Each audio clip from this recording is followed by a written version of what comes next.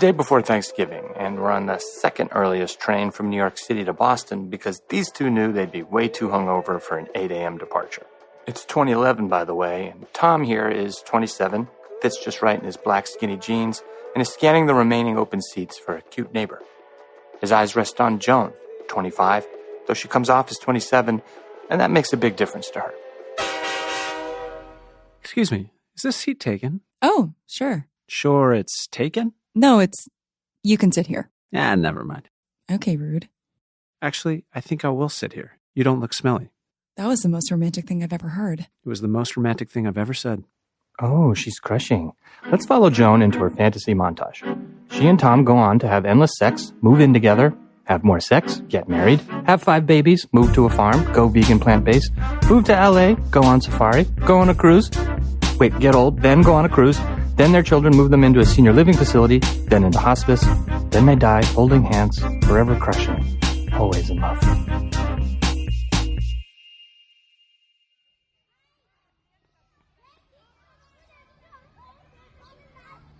Okay, here we go. Our second timeline. Joan, now older than 27, but maybe not quite old enough to understand how to do her taxes, is with Susie, who must know how. She's married with a child. Susie's pushing a stroller that contains her son, Kurt. So you're going to see Tom when you're in town? You've been trekking across South America since, the late 80s. How long does pregnancy brain last? Why would I do that? In that case, do you want to have dinner with him tonight? Tonight? No way! Fun with Tom is both of us on Molly and his head between my thighs. Consensually, obviously. Which was also multiple years ago. Come on, you have to come. It's important. It's never important to have dinner with your ex. Joan directly addresses Kurt in his stroller. Unless he wants to apologize.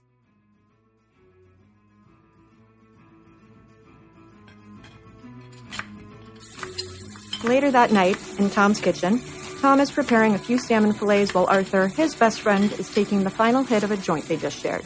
So we get back to hers. I was so fucking excited. It had been, 5 years of peacocking like an idiot trying to get her to like me. Not to be rude, but we've covered this. Get back to the story. I used her bathroom for a quick self-pep talk, But before stuff's going to happen. And then I come out and she's calling to me from her bedroom. Whoa, okay. Back up. Did anything happen in the cab? Oh yeah, we made out a bit, but it was messy. Messy? We were both pretty drunk. Okay, continue. I get to her bedroom and she's naked. Like underwear, bra, naked? How is that naked? You're right. Keep it coming. What's next? She skipped the foreplay and she just went for my belt. Better? That's better. But then her face turns white and she starts scurrying around her room looking for something to puke in. Man, naked puke. That really paints a picture. Yeah, false alarm though. But then she just resumes belt duty like nothing happened, but by then... Uh-oh. Did Tom Jr. get upset? Yeah, he became like an angsty teenage girl that wouldn't leave her room. Haley, come down to supper. No, I hate you. You don't understand me. It sucks. I've always had a crush on her. Yeah. Oh, any chance you'd be up for seeing Joan tonight? What? Was that a segue? No, not really. She fucking hates me. And we're back on the train in 2011. I'm going to bother you now. No, thank you. Joan points to her book. Extremely busy. But I'm going to interrupt you, though. Persistent. How can I help? What you reading? It's a YA novel about vampires. What's YA? Young adult.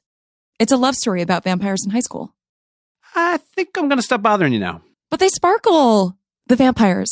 Cool. Just going to find my book. Tom opens his book, which was on his lap. Oh, here it is. So, what are you reading?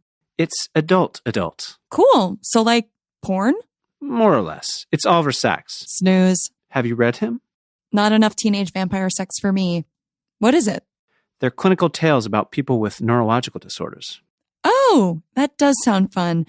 Do you have one? A neurological disorder? Yes. Fuck off! I have Tourette's. Nice tits!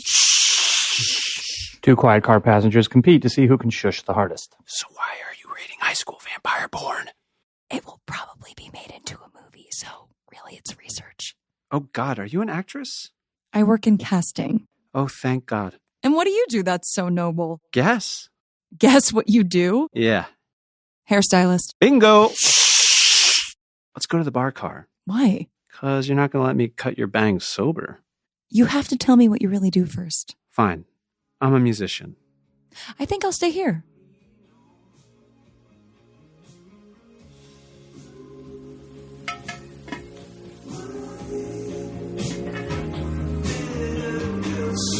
Back to Tom and Arthur still preparing dinner.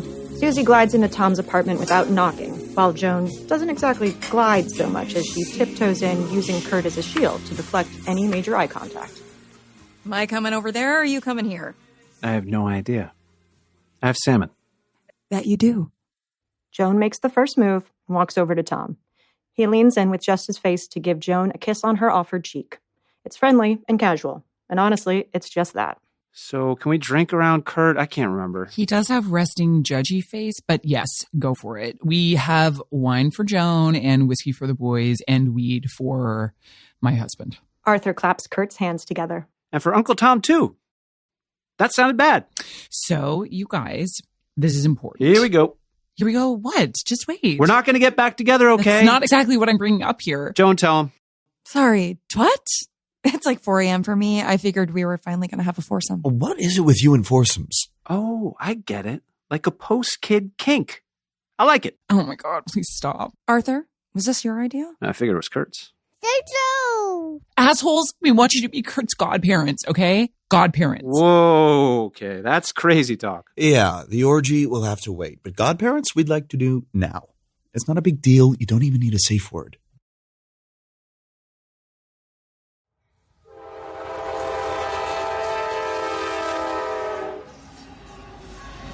Back in 2011, we're still on the train, but Tom and Joan have transferred to the cafe car where most people at 11 a.m. buy those little prepackaged cheese plates and a water bottle.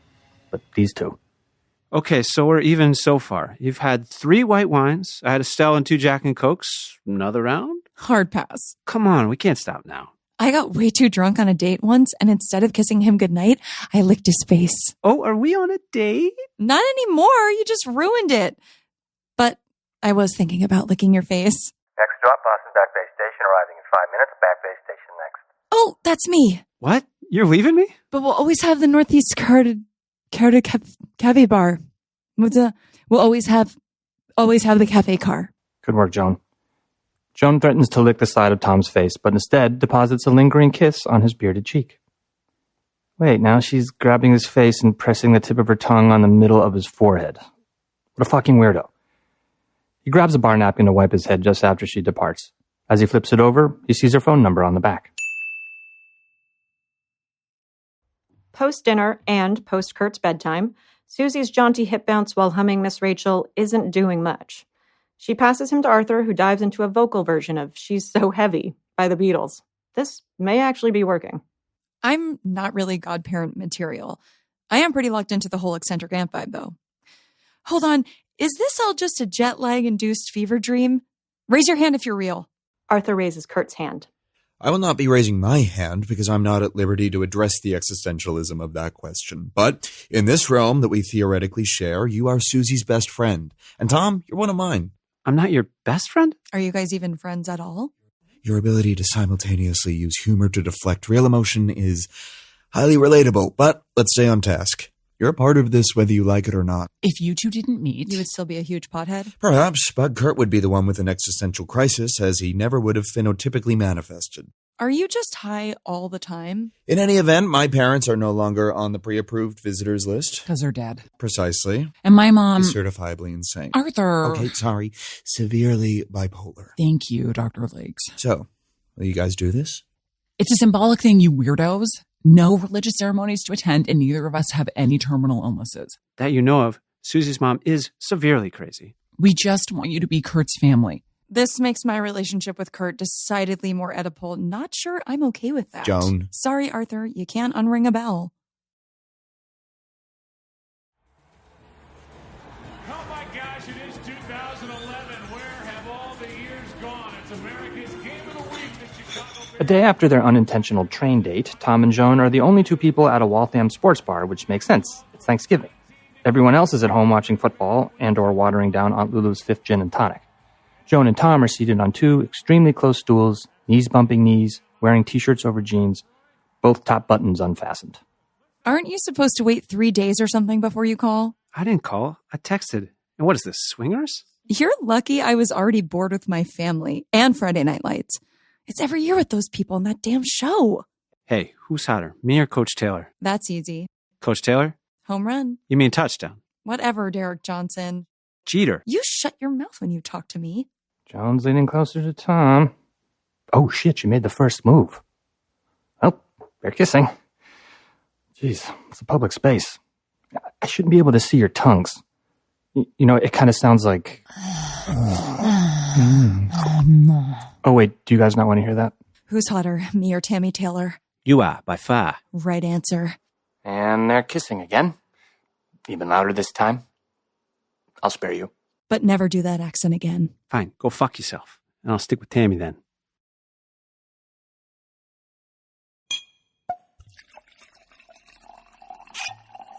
Joan and Tom have run out of inside jokes from 10 plus years ago. Arthur and Susie would like an answer. Joan and Tom would like another drink. Kurt would like some godparents, but let's be honest. He would also like to put his entire foot in his mouth. Right. This is a super fun idea. Susie, outside cigarette now. Oh, okay, sure. Let me grab Joan's special medicine. Susie produces a one-hitter from Kurt's diaper bag and catches up with Joan outside.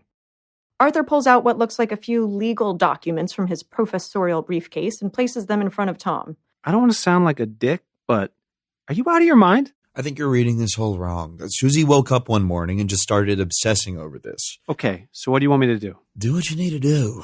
I just don't get why you had to choose Joan and me out of everyone else. Logic is pretty simple. You're the only friend of mine I'd trust with Kurt. The friend who just sparked a joint before your son arrived? Is that the friend that screams Godfather? Anyway, it's just a formality. And who knows? Maybe second time's a charm. I fucking knew it. Oh, take it easy. I was channeling Susie there. She's kind of evil sometimes. I swear she silently plots stuff like this in her sleep. But believe it or not, no one actually cares if you guys get back together. I forgot how cute she is when she's funny. Fascinating. You guys and your bizarre cryptophagia. What? Crypto what? You're like those pre-verbal twins. They don't have any recognizable language, but they seem to understand each other while spouting off a bunch of phonemes. Oh, I kind of like that.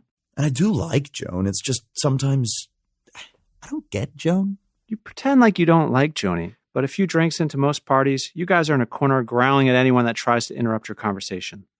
Joni? Fuck you. He nods to Kurt. Not you. Outside, Joan has finished her cigarette, and now she and Susie are puff-puff passing between them. Not funny, Suze. I knew I should have just gone back to my Airbnb. Just make sure to send a birthday card once a year and do not dip into Kurt's trust fund, even if you do get him to edible marry you. Clearly, I would do anything for Kurt and you guys. But Tom? He's Arthur's best friend. Arthur keeps obsessing over it. I only get you if he gets Tom. But I don't want Tom. You sure? About as much as I want my own less chunky version of Kurt. Do you not remember how long it took me to get over him? May I remind you, this is not about you two. It's about Kurt. And I want you to be Kurt's godmother. Well, who wouldn't? But let the record show, A, Joan is not into Tom at all, like at all. And B, if you die, I am changing Kurt's name to Bramble. I mean, I won't be here, so if them's the breaks. Okay, fine. You know I adore you, right? They start making out. Just kidding. Joan and Susie come back upstairs, catching Tom struggling to master the open-close mechanism on Kurt's stroller, like a frustrated monkey. He's about to give up when Joan walks over and checks if her wine glass can fit in the cup holder. It does. This is a fucking nightmare. I love Kurt, but after hanging out with him, I want to nap for like 16 hours. A 16-hour nap? Maybe we should recruit some godparents to look after you. Do we even know what this all means? For us? Wait, what? What do you mean? We're not getting back together, you psycho. Yeah, I fucking know, you psycho. I was talking about fuckface over there. Oh, Arthur? No, Susie. Wait, which one is Susie? Jesus, are you guys done speaking in tongues?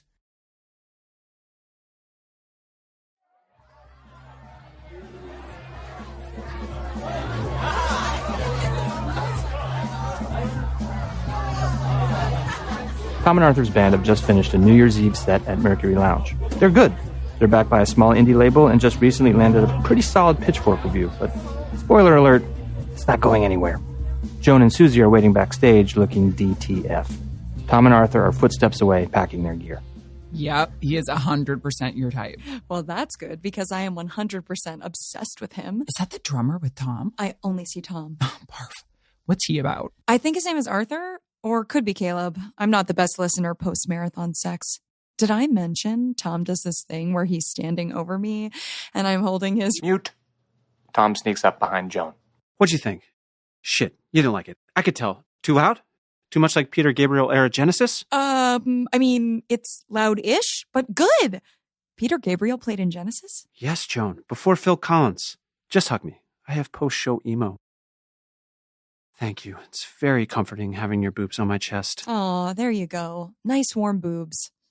I hate to get between a man and his boobs. I just want to say nice jube. Nice jobs. You guys were great. No, we weren't. But I appreciate you saying that. Hi, I'm Tom. I know. I'm Susie. Hey, Caleb! No. Hey, Arthur. I believe he prefers Caleb. Arthur, come here. Meet Susie, Joan's friend. I hope Tom didn't sway his hips too much for you. I was able to avert my eyes. I do like the faces that you make when you play drums. Arthur tucks his mental boner back into his pants. Someone just earned themselves a very fancy well drink. Back in Tom's kitchen and back to our less sexually tension-filled timeline, he and Joan have just signed those godparent papers. God papers? Tom hands them to Susie, who tosses them into Kurt's diaper bag. Okay, that's settled. Let's find something celebratory in Tom's freezer. Right. So, aside from 8 empty ice cube trays and frozen chili, perhaps we should run to the store for some ice cream. Okay, godparent test number 1 commences now. We are headed on a solo, all-inclusive bodega vacation. Arthur hands Kurt to Tom, who immediately raises Kurt up a la Simba in The Lion King. He just told me he loves this. Okay, just feed and water him. You know how to make chili? With Arthur and Susie giddily making their escape, Joan removes lion baby Kurt from Tom and starts to make a meal out of his cheeks, hands, and his delicious chunky thighs. Wow, you're kind of No, don't even say it. Okay, just don't get any ideas. I've already had the ideas. I will raise him as my own and then marry him when he's of age. He'd be a real motherfucker. You are not, and never have been, funny. I know. All right, John Mayer, help me out. Grab one of those 46 guitars and play something soothing. You take that back right now. But look at this tiny body. It's nothing if not a wonderland. Back to the earlier Kurtless timeline where Joan, Tom, Arthur, and Susie are having a cozy night on the couch with a pizza and a homemade gravity bong that has destroyed everyone's brains. Tom notices Joan's phone buzzing a lot. Not a phone call, but a flurry of texts coming in one after another. Someone named N misses you so much? Oh, that's my aunt. The one in Dubai. She's so over the top. I've told you about her. Nope. This sounds like a desperate, boyfriend? Do you have a boyfriend? I should really stop dating my aunt. Are you seriously making a joke right now? It's not what you, kind of, but not exactly. Okay, it was a thing. You're flailing, Joan. But it's not anymore. It's not since we started. Just please. I love you. I love you too. Fuck you. Tom gets up, grabs his coat, and heads for the door. Is this a bit? I can't tell what's real. Are you guys play acting? Wait, are we doing improv? That is so lame. It's not believable at all. And I would know. I can't even get beyond level 2 of Groundlings. Are you actually leaving? Good point, dude. I fucking live here. Joan, get the fuck out.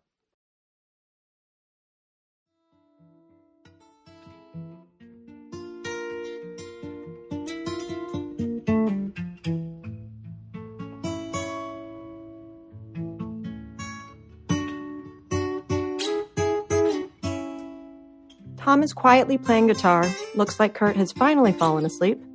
However, within seconds, the unmistakable sound of sirens and red and blue flashing lights fill the previously low-lit room.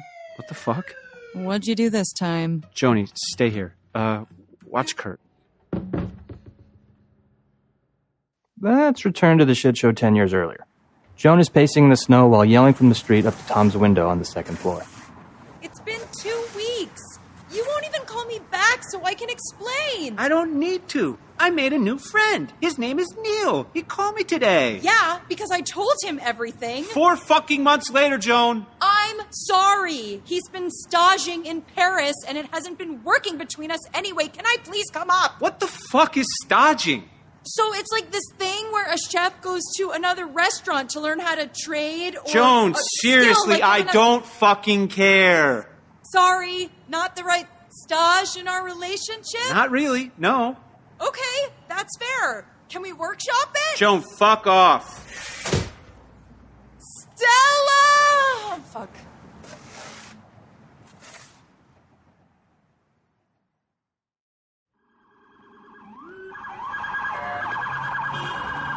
Tom runs across the street but is stopped by cops who are cordoning off the bodega. Paramedics jump into an ambulance and slam the door before Tom can see inside. Another team is performing CPR on the cashier who's laying on the floor of the bodega. There's blood. A lot of blood. Tom flags one of the cops. Hey, can you help me? What happened? My friends were just here. Maybe they're still inside. Sir, calm down. What are your friends' names? Arthur, are you in there? Fuck! Sir, Arthur? Arthur Lakes? Yes, Arthur Lakes and Susie Lakes. Are they okay? Are they in there? Where the fuck are they? Sir, I'm really sorry.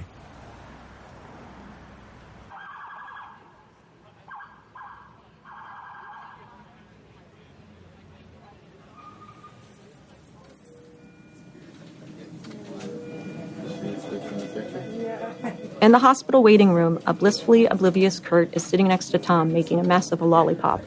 Really getting after that lollipop, huh, dude? A lollipop? Red. It is red. Do we look stoned? Wait, is that legal here yet? Fuck, I'm really baked. Who says baked? Anyway, I don't think they care if we're stoned, but I am fucking starving. Me too. And we never got that ice cream! No one got the ice cream, Joan. Joan starts to laugh, but then starts crying. Kurt reaches towards her. Jojo. Joan brings him onto her lap and cuddles him. It's okay, Joni. Just then, the sound of solid-heeled Cole Haan boots can be heard making their way down the linoleum. Hannah, a 55-year-old social worker with a tough exterior, approaches Tom, Joan, and Kurt. Hi, my name is Hannah Moss. I'm with the New York City Administration for Children's Services. This must be Kurt. And you two are? Okay, hi, I'm Tom. This is Joan. Arthur and Susie are our best friends. I'm so sorry for your loss, genuinely. So when something like this happens, next of kin is contacted. We haven't heard anything from anyone, so Kurt will have to come with me tonight while we figure out next steps. Oh, okay. Okay? Yeah, okay, Joan. What else did you think was going to happen? But we signed those papers that Susie and Arthur gave us tonight. Don't they mean anything? Okay, do you have said papers? Susie has them. In Kurt's diaper bag. She said we just have to send cards on birthdays. Oh, and she also mentioned management of the trust fund, so that must make those papers like 75% here, 50%, 45%. Okay. Joan, was it? Let's take a breath. I'm not sure what you mean by these papers, but we're not going to solve that tonight, and what we're doing is protocol. Hold on. You've checked with everyone? Is there anyone else? Like, Joan, you were at the baby shower. Wasn't there a rich aunt there? Excuse me? We are taking Kurt. You guys clearly need to think about all of this. For now, I'll keep you updated where and when I can. Here's my card. Kurt is growing impatient, starts squirming in Hannah's arms, and starts to cry. It's okay, buddy. Joni's going to figure something out. Oh, yeah. Joni will. Hannah grabs her bag and gathers Kurt into her arms. Tom has his head in his hands, and just like that, they're walking away with Kurt's hand reaching out towards them. Jojo.